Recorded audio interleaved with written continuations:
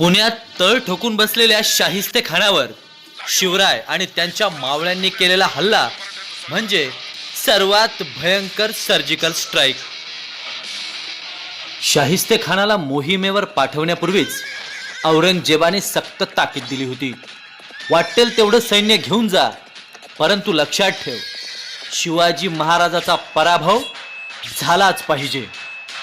आणि मग शाहिस्ते खान निघाला औरंगजेबाची सुसज्ज फौज घेऊन, हत्ती, घोडे, उंट.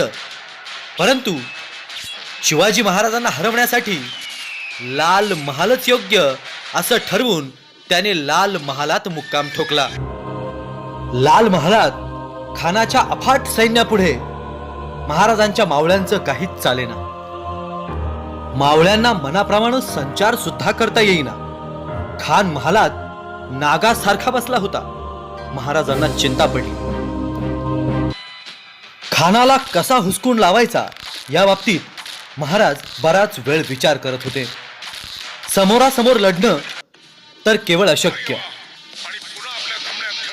मुंगीला जायलाही वाट भेटू नये एवढा पहारा असलेला सुसज्ज लाल महाल. परंतु या लाल महालाचा कोणा ना कोणा शिवाजी महाराजांना चांगलाच ठाऊक होता. सनई चौघडे वाजत असलेल्या वरातीत मावळ्यांसह शिवाजी महाराजांनी लाल महालाच्या परिसरात प्रवेश केला. त्या वातावरणात मावळे इतक्या बेमालूमपणे मिसळले होते की कुणालाही शंकाच येऊ नये. वरात पुढे पुढे सरकत होती. लाल महालाला वळसा घालून वरात पुढे आली. लाल महालाची खडा ना खडा माहिती असल्यामुळे महाराजांनी सर्व मावळ्यांना एका ठिकाणी एकत्रित केलं आणि पुढील सूचना दिल्या. अहो, सगळं बालपणच तिथे गेलं होतं ना. महाराजांनी खिडकीच्या वाटे स्वयंपाक घरात प्रवेश केला. तिथे आचारी दुसऱ्या दिवशीच्या जेवण करण्यासाठी मग्न होते. महाराजांना बघताच ते गडबडले, पण त्यांना आरडाओरडा करण्याची संधी न देता त्यांची गठडी वळण्यात आली. आणि मग सगळे खानाच्या शय्यागृहाकडे वळाले.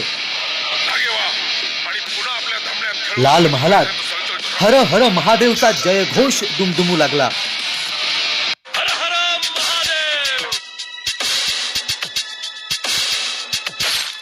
महाराजांनी मावळ्यांसह खानाचं शय्यागृह गाठलं.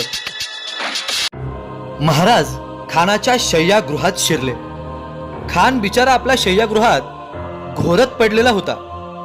आपल्या खोलीत स्वतः काळ उभा आहे याची त्या बिचाऱ्याला कल्पना सुद्धा नव्हती.